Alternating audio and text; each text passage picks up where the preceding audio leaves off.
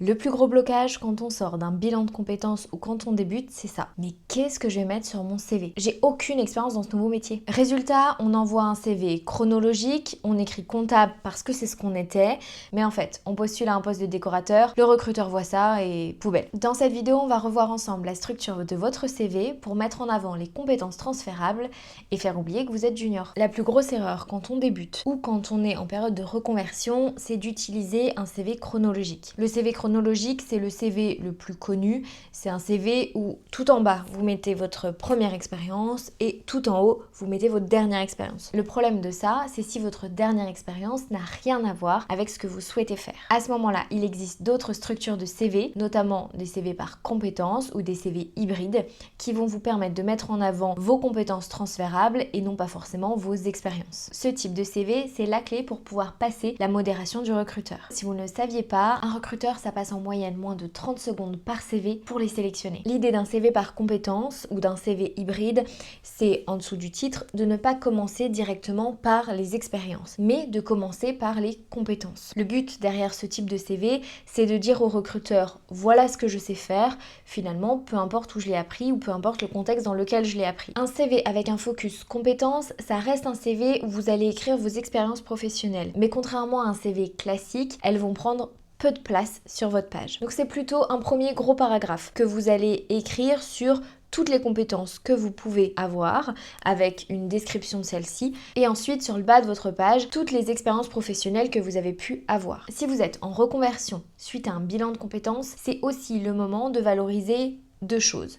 Votre bilan de compétences, ça se valorise sur un CV, ça montre au recruteur que vous vous connaissez et que vous avez pris le temps de réfléchir à un projet professionnel sérieux. Deuxièmement, si vous êtes dans une reconversion qui nécessite une formation, la mise en avant en premier de ces formations, c'est également un très bon point. Dans le cas d'une reconversion, la structure type de votre CV, ce serait donc vos compétences, vos formations, avec notamment votre nouvelle formation, vos expériences professionnelles et si vous avez fait un stage pour cette reconversion, l'idée est de le mettre en premier dans vos expériences professionnelles. Vous avez la structure, maintenant il faut réfléchir à ce que vous allez mettre dedans. Dans vos compétences, l'idée ça va être de vous rebrander ou de refaire votre marketing personnel. C'est là que la magie de la traduction opère. L'idée c'est pas de mentir, c'est de valoriser les compétences avec un vocabulaire que le recruteur va comprendre. Je vous prends un exemple. Vous étiez professeur au collège ou au lycée et vous souhaitez aujourd'hui devenir manager. Alors, sur le CV, l'idée c'est pas d'écrire gestion d'une classe de 30 personnes, mais plutôt gestion dynamique de groupe, prise de parole en public,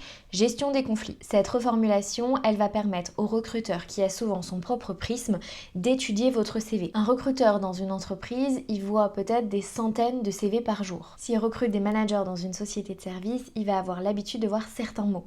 C'est important que ces mots-là soient sur votre CV. Entre gestion d'une classe de 30 élèves et gestion des conflits, gestion d'une dynamique de groupe, prise de parole en public, c'est la même réalité, mais elle est traduite dans une langue que comprend votre cible. L'idée, c'est de faire la même chose pour toutes les expériences de votre CV. Réussir à trouver la compétence cachée derrière chaque tâche. Quand on est en reconversion ou quand on est junior, chaque expérience compte. Et une expérience, c'est pas forcément une expérience rémunérée. La clé d'un CV en reconversion et la clé d'un CV compétences, c'est de ne dévaloriser aucune de vos expériences. C'est donc le moment de mettre en avant vos bénévolats, vos stages, vos projets de formation, votre business secondaire, tout ce que vous faites au quotidien, ça se valorise sur ce CV. Alors oui, vous pouvez me dire, mais j'ai jamais été payé pour ce job-là. Mais c'est pas grave, le recruteur, il cherche une preuve de compétence, pas une preuve de rémunération. C'est le moment d'intégrer une section projet réalisé sur votre CV. Vous vous êtes formé, vous avez fait un projet de groupe, c'est à intégrer. Vous faites du bénévolat le week-end, c'est à intégrer. Vous faites partie de l'association des sous des écoles de votre enfant, c'est à intégrer. Vous avez un business que vous faites de temps en temps, même une fois par an, c'est à intégrer. L'idée, c'est de traiter ces projets comme des vrais jobs. Et normalement, quand vous avez fait un bilan de compétences, ça doit vous aider. Parce qu'en bilan, on balaye également ces projets-là. C'est pas parce que c'était gratuit ou que c'était du bénévolat ou que c'était X heures pendant X années que ça ne compte pas. Bien au contraire, c'est généralement des projets qui vous ont permis de développer des compétences que vous n'aviez pas avant, ou alors que vous n'aviez pas du tout touché du bout des doigts dans vos derniers postes. C'est généralement ces projets réalisés ou ces expériences externes qu'on va avoir dans des associations qui font le pont, ou qui peuvent faire le pont, entre notre ancien métier et notre projet de réorientation. À ce moment-là, l'idée, c'est de mettre beaucoup d'informations concrètes. Titre du projet, durée, outils utilisés, résultats. C'est ça qui va rassurer sur votre capacité opérationnelle. Le dernier point, c'est peut-être le point le plus important pour votre CV. Vous ne pouvez pas, quand vous faites une reconversion ou quand vous êtes junior sur un poste, laisser le recruteur deviner votre parcours. Si vous présentez votre CV à un parfait inconnu, il va sûrement vous dire qu'il n'y voit pas forcément de sens, qu'il ne voit pas de lien, qu'il ne comprend pas ce que vous faites à postuler à ce poste-là. Et ça, même si vous avez mis beaucoup de cœur dans la traduction de vos compétences. C'est le moment de faire ce qu'on appelle en marketing du storytelling. Réservez sur votre CV la place pour un encart de présentation. C'est à vous de raconter l'histoire. Pour ce faire, voici la formulation que je vous conseille. Passé, déclic, futur. Je vous donne un exemple. Expert en relations clients pendant 10 ans, passé. J'ai développé une passion pour l'analyse de données, déclic. Aujourd'hui formé sur Python et SQL, je mets ma rigueur au service de votre data, futur. Là, votre parcours devient logique. Refaire son CV quand on change de vie, c'est d'abord un exercice d'introspection plus qu'être un exercice de design. C'est exactement ce qu'on travaille en profondeur lors d'un bilan de compétences. Identifiez vos compétences, vos talents même, pour mieux les vendre. Alors si vous avez du mal à trouver des ponts entre votre ancien métier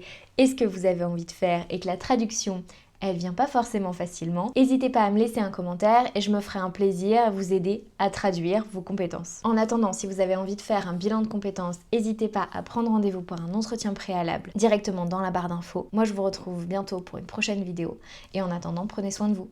Vraiment.